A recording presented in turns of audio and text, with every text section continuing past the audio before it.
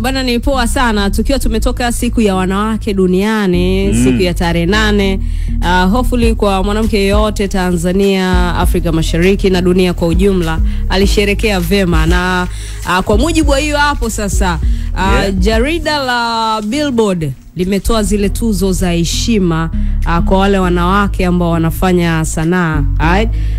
Jarida la Billboard limetoa tuzo za wanasema Woman in Music. Wameweza kutoa tuzo kutokana na tarehe 8 bana, ilikuwa ni siku ya wanawake duniani.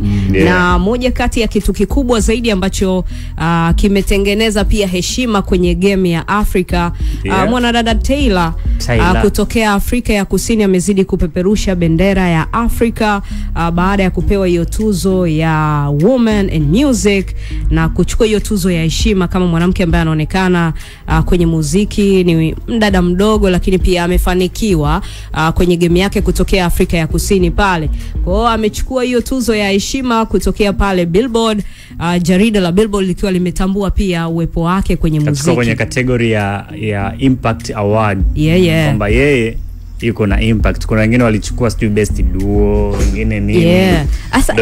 Yeye amechukua kama mwanamke ambaye ana impact kwenye muziki. Tyla kama Tyla.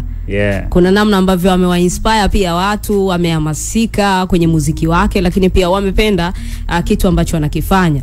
Lakini pia kwenye jarida la Billboard limempa pia mwanadada Doechii. Woman of the Year. Wamempa tuzo hiyo mwanamke wa mwaka huu hapo 2025 kwenye tasnia ya muziki.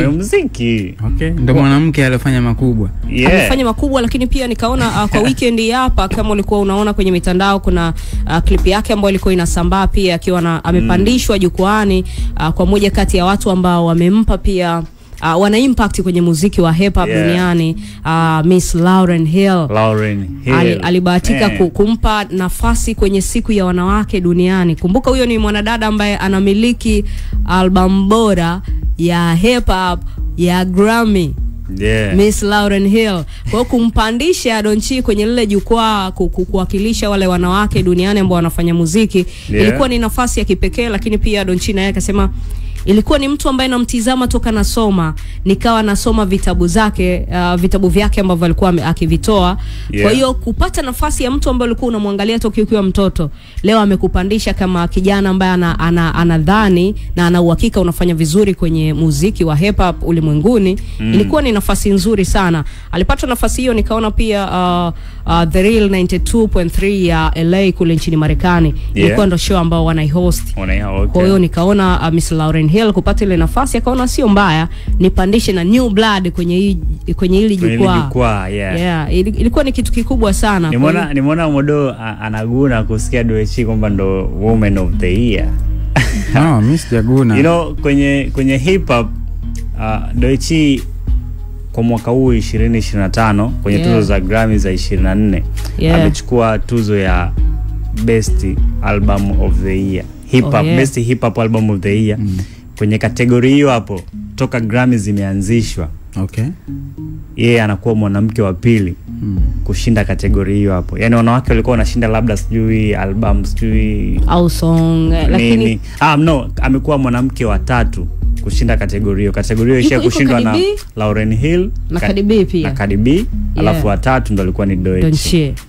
Jambo ambalo lilikuwa ni kubwa sana. Ila tukija kwa Tyla impact. Hivi kabla Doechii yule alimba after my stay I'm ready for the long time.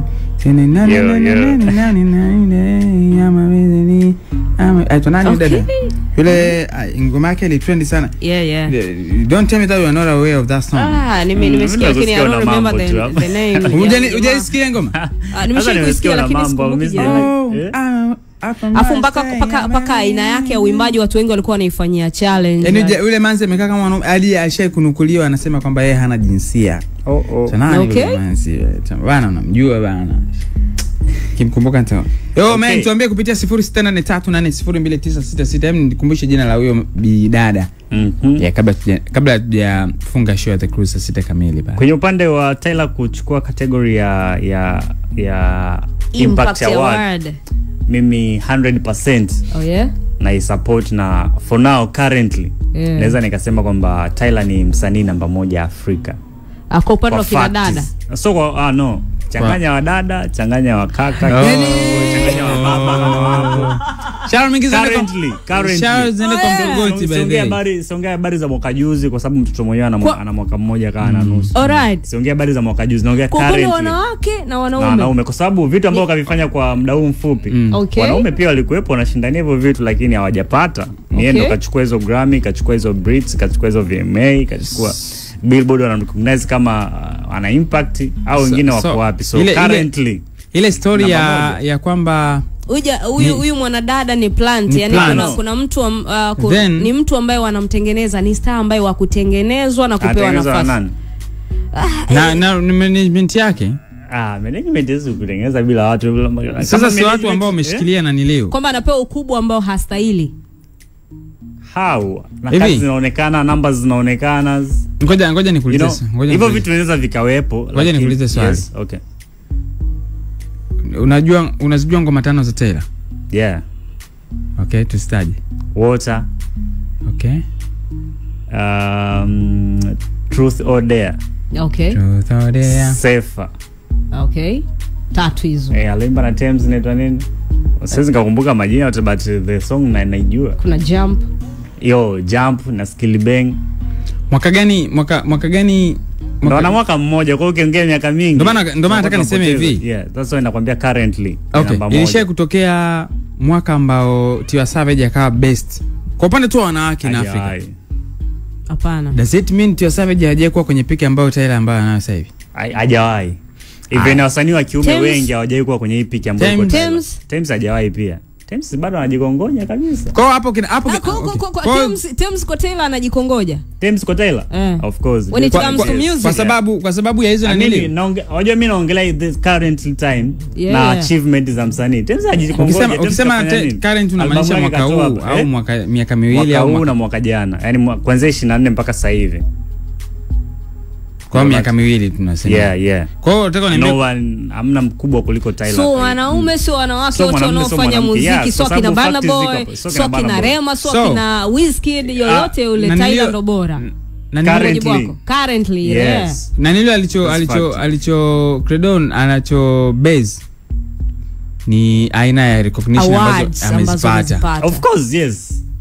Na so is it enough kumfanya mtu akawa ni best currently? Enough. Yes, kwa tuzo tu. Yes. Haijalishi umeperform kwenye majukwaa magani makubwa. Unajua mimi nilisikiliza interview moja. Album yako imeuza vipi, umefikia hatua ngapi? Plus hizo. Na album jumlisha album ambayo ni currently ya mwaka jana ya msanii yoyote ule. Okay. Unajua kwenye Spotify ambayo ndo platform ambayo sasa hivi inaangaliwa sana ulimwenguni. Wasanii wawili, kuna wasanii wawili tu kutoka Afrika ambao album zao zina streams zaidi ya bilioni 1, ambaye ni Rema kutokana na collaboration ambazo zipo kwenye ile EP yake ya He Is Love and Roses, Raven Roses.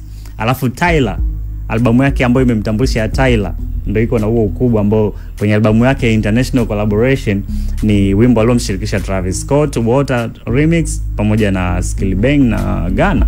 Lungu Boy kwenye yani Lungu Boy mwake na Tyla as album yake imefanya vizuri, lakini kumbuka unajua mitandao yake imefanya vizuri kwenye mitandao ya Kiafrika, imefanya vizuri Audiomack kuliko Spotify, japokuwa nao inafanya vizuri Spotify lakini haijamfikia Tyla.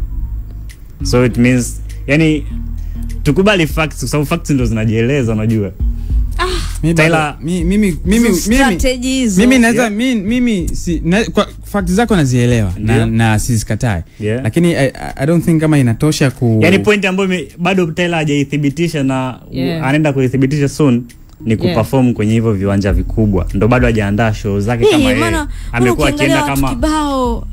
Wana sehemu ambazo tayari wamekutana nao mashabiki, achana online tu watu wanakusikiliza, yani tayari ameshafika. Mimi bana ame close pia deals kubwa na hizi kampuni kubwa ambao ni A-list. Sasa uone kama hiyo ni plant. No, mtu anafanya vizuri, watu wanaona anaitambulisha South Africa. Hapana, afanyi vizuri compared to huo kubwa ambao tunao. Sijui sasa hivi mtu anaedit naye ndio yule ambaye alikuwa anamfanyia show Majoz back in the days. Ukichimba deep, ukienda deep, unagundua that's the story tu. Jamaa mmoja alikaa kwenye podcast yake akaamua kuongea, ila Lakini aliamua kuongea kikawa ina make sense. Yule jamaa manage Tyler just hang around with Colombian record label kubwa ulimwenguni ndio ambayo inamsimamia. So ukiangalia unaona fact ya yule jamaa ana uwezo kuzidi Colombia. Hivi unataka uniambie? Mimi sidhani kama hivyo ulivyohitaji vinatosha kumfanya msanii kuwa mkubwa. Awards naongelea currently kwa sababu wasanii wenyewe wanapambana ili kuzipata. Nilimsikiza interview moja ya Travis Scott. Alikuwa anasema ndio mimi naamini kwamba ni mkubwa, lakini yani ukubwa wote unaofanya nashindwa kupata Grammy hata moja. Breezy ana Grammy bado itazidi kukuuma. Breezy ana Grammy 2 tu lakini bado inamuuma roho. Lakini ni mkubwa. Huwezi kumweka yule pamoja na nani ana Grammy, nani ambaye ana Grammy 3 ana R&B. Hata Usher Raymond wewe ukimweka. Nani mkubwa kati ya Usher na ngapi? Grammy ngapi? Confirm it. Wewe tu confirm hapa. So, wale want to mean ni kwamba hapo kumbuka sijaongelea tuzo moja kwamba eti Grammy. No. Kachukua Grammy mbele ya Afrika wengi ambao hapo ya heshima kaipata. Kachukua VMA. You know, ambao wasanii kama kina Bana, kina nani wanaipambania mida sana, ni nomination kibao. Lakini mtoto mdogo Tyler ametoka zake South Africa shuleni huko. Baby say, baby harder. Connection anaanza kukutana nazo. Mashabiki wamewaachia hapo kwenye water alafu wakapotelea kwenye maji. Hiyo ngoma imetambulisha albamu. Sikiliza albamu. Hiyo ndio ngoma kali ambayo imefika kila mahali. According to Wikipedia. Inasema Usher yako na 8 Grammy Awards. 8 Grammy. Chris Brown ana 2 tu. Does it mean kwamba unataka useme Chris ni mkubwa kuliko Usher? Of course. Mjadala mwingine tena tunaingia kwa Usher na Niliu. Unataka useme hivyo? Kwa mimi to me Breezy ni mkubwa kuliko. Kwa fact gani? Kwa fact nyingi sana. Unajua kwa nini? He never performed. Ngoja kwanza. Ndio unaona sasa ndio hivyo. Anategemea kuperform labda 2000. Umeona? Ngoja nikwambie. Umeona? Hivyo ndio vitu ambavyo Breezy vinamnyima ukubwa kwa watu wengi sana. Of course, yes.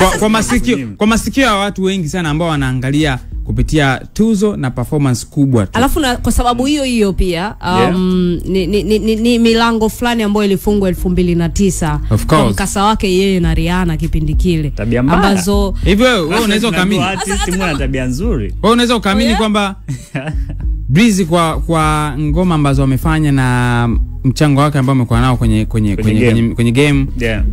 Does he deserve only 2 Grammys? Yaani tukiangalia tukikawaida. Sasa unajua pia hata Drake nafikiri Grammy yake ya mwisho kwenda kuchukua alizungumza na kusema kwamba mtu kushinda hii sio kwamba wewe ndo mkubwa, kwa sababu kuna mabrother akawa na maana point. Tyler ana hiyo Grammy doesn't mean kama nakupa mfano haimaanishi lakini ile pale inakufanya wewe international recognize. Sina maana kwamba eti ni kitu kidogo. No, so kidogo, lakini kila msanii lazima apambane kushinda Grammy. Can't be the only reason kwamba ni mkubwa bwana anatuza mtangazaji bora bwana. Inabidi hivyo. Yeye ni mtangazaji bora kuliko wote kwa sababu tuzo haitaji kelele nyingi. Ina confirm tu kwamba bwana nyote ni machampion, lakini champion bado anabaki kwenye msimamo wangu wa kukataa hilo swala la Credo the King kwamba Tyler ndo msanii mkubwa namba 1 ya Afrika.